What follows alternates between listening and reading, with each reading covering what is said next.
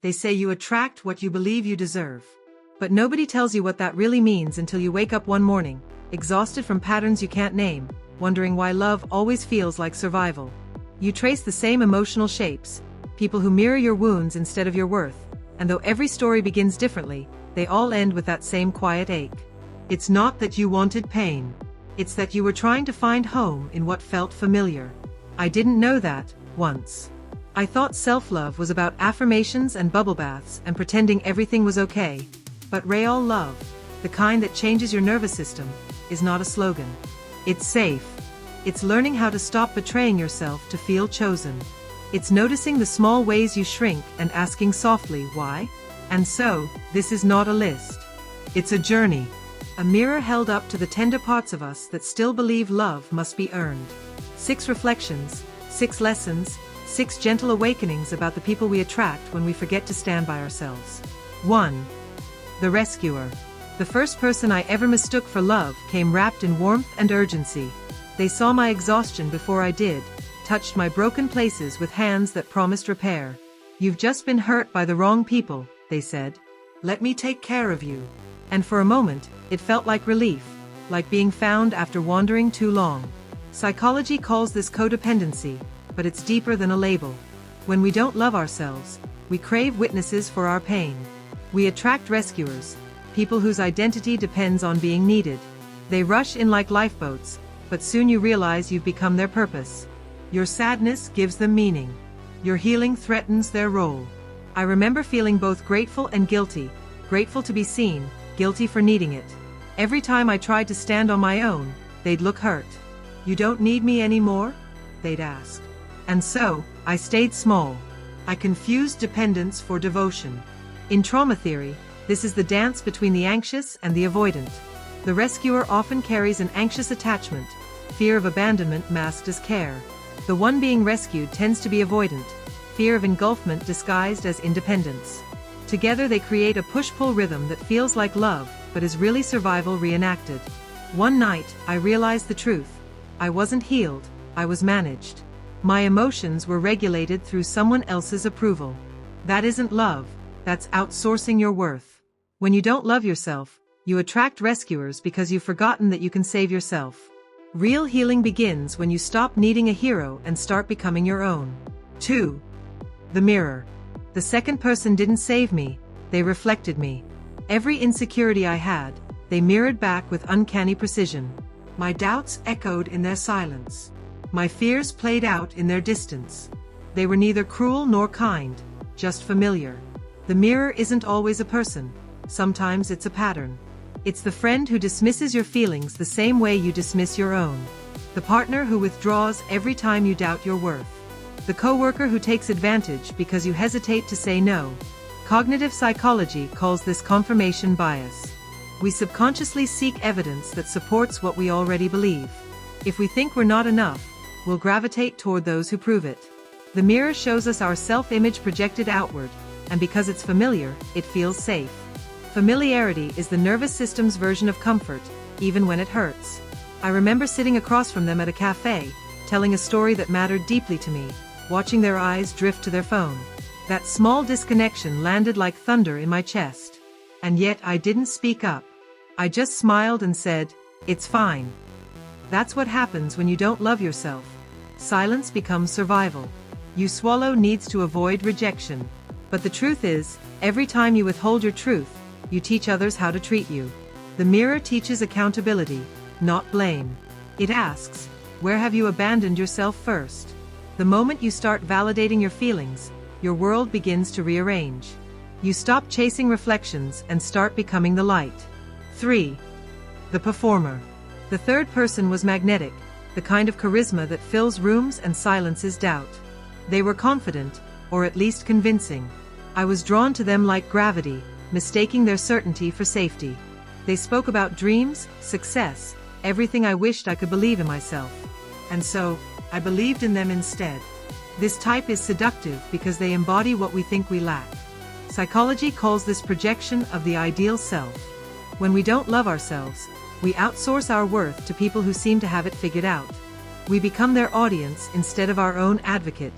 The performer thrives on validation, Applause is their oxygen. They love you most when you're admiring them, and when the lights dim, so does their affection.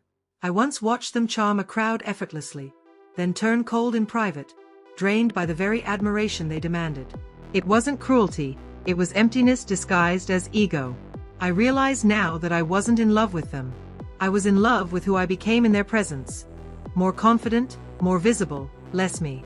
Loving them felt like stepping into the sun but burning quietly beneath it. Neuroscience explains this through dopamine loops. The performer gives intermittent rewards, bursts of attention followed by withdrawal. This inconsistency triggers craving, not connection. It's the same mechanism behind addictive behavior. The brain chases unpredictability because it mimics excitement.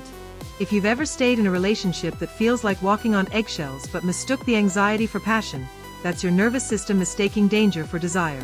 The performer teaches discernment. When you begin to love yourself, you no longer need to stand in someone else's spotlight. You realize your quietness has its own glow. 4. The ghost. Some people don't leave, they fade. Slowly, subtly, until you start questioning if the closeness you remember was ever real. The ghost is the person who disappears emotionally before they disappear physically. One day they're warm, the next they're cold. You try to bridge the distance, but your words fall through them like mist. I met my ghost on a rainy evening. They listened deeply, spoke softly, and made promises in the language of tenderness. But over time, their replies shortened, their laughter dimmed. I blamed myself, as those who lack self-love often do. Maybe I'm too much. Maybe I asked for too much. But psychology calls this intermittent reinforcement again, the ghosting pattern that keeps you chasing closure. It preys on uncertainty. The human brain hates unfinished stories. It fills in gaps with self-blame because control feels safer than confusion. Ghosts appear when we confuse availability with affection. When we don't love ourselves, we accept inconsistency as the price of connection. We become detectives, deciphering mixed signals instead of demanding clarity. Attachment theory explains this too. The ghost often carries avoidant attachment.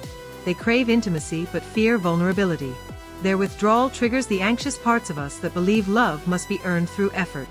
But the truth is, love should feel like oxygen, not a puzzle. I remember the night I finally stopped waiting for a reply. My chest ached with a strange mix of grief and relief. It wasn't their silence that broke me. It was realizing how long I'd stayed hoping to be chosen. The ghost teaches surrender. You can't chase someone into existence. The more you love yourself, the less you chase closure, because you become it. 5. The controller. Then came the one who looked like stability but felt like confinement. They wanted to know where I was, what I was doing, who I was with. At first, it seemed like care. Then it became a correction. Every opinion turned into a debate, every boundary into defiance. Controllers are often drawn to those who doubt their worth because compliance feels easier than conflict. When you don't love yourself, you mistake control for consistency. You tell yourself, at least they care enough to notice. But control isn't care, it's fear disguised as order. Psychologically, it stems from insecure attachment and low self-esteem. Controllers regulate their anxiety through dominance. If they can predict you, they can't be abandoned. But the cost of that illusion is your autonomy. I remember shrinking in small ways, changing the way I dressed because they preferred simplicity, laughing less because you're too loud. They didn't raise their voice often, they didn't need to. The correction was subtle, dressed as concern. This is how emotional manipulation works, not through obvious cruelty, but through erosion. Little by little, your sense of self wears thin until you confuse obedience with peace. Neuroscience tells us the amygdala, the brain's fear center, activates during perceived threats, even emotional ones. Living under control keeps your body in constant alert mode, flooding you with cortisol. Over time, you forget what calm feels like. When I finally left, I didn't feel free, I felt disoriented. Freedom requires self-trust, and I had none. Loving myself meant learning to make decisions without fear of punishment. The controller teaches boundaries, that saying no is not rebellion, it's respect. That love without freedom is just a prettier version of captivity. 6. The shadow. The last one wasn't a person at all. It was me. The shadow appears when you finally run out of people to blame. It's the quiet moment after endings, when there's no one left to fix or chase or prove yourself to. You sit in your own silence and realize that every person you attracted was a chapter in your self-relationship. The shadow is the part of you you've avoided, the part that believes you're unworthy of good things, that confuses chaos with connection because peace once felt unsafe. Carl Jung wrote, "Until you make the unconscious conscious, it will direct your life, and you will call it fate." That's what the shadow does. It scripts your relationships until you start listening. In therapy, they call this repetition compulsion. It's the unconscious drive to recreate familiar emotional scenarios, hoping for a different outcome. We choose partners who mirror our early wounds because our nervous system is trying to rewrite the past. The first time I met my shadow, I didn't recognize her. She was the voice whispering, "You're too sensitive," when I cried. The one urging me to overperform, overgive, overexplain. She believed love was conditional. She kept me loyal to pain because pain was predictable. But healing begins when you sit with your shadow without trying to fix her. When you realize she isn't your enemy, she's your history. She's every moment you learn to survive without love. Self-love, I discovered, isn't loud. It's not affirmations screamed into mirrors or grand acts of defiance. It's a quiet reclamation. It's brushing your own hair gently after years of neglect. It's saying, "I deserve rest," and believing it. It's replacing self-criticism with curiosity. What need is hiding beneath this habit? Neuroplasticity proves that compassion rewires the brain. Each time you respond to pain with gentleness instead of judgment, you create new neural pathways. Love becomes a practice, not a destination. The shadow doesn't vanish, she integrates. And once she does, you start attracting people who meet you where you are, not where your wounds used to live.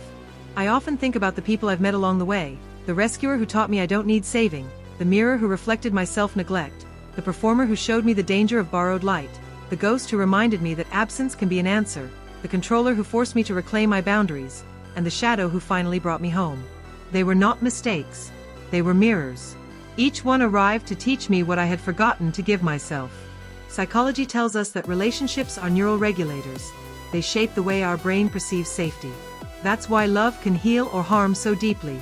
It rewires our sense of self through connection. But the most enduring relationship you'll ever have is the one between your mind and your heart. When you start loving yourself, truly, the chemistry of your relationships changes. You stop attracting lessons and start attracting alignment. You no longer chase love that costs your peace, because peace has become your new home frequency. And one day, you meet someone, not a rescuer or a performer or a ghost, just someone calm. They don't ignite chaos, they create stillness. They don't demand your mask, they honor your truth. And you realize that this ease, is what love was meant to feel like all along. But the real miracle isn't them. It's that you finally recognize yourself in the reflection. Because when you love yourself, you attract people who can meet you there. Not because you need them to, but because you finally believe you deserve to be met. Love, in the end, isn't found. It's remembered. It's the quiet return to the parts of you that have been waiting all along. And perhaps that's the hidden grace in all the pain, that every person you once attracted while you didn't love yourself was still guiding you toward the one who could, you.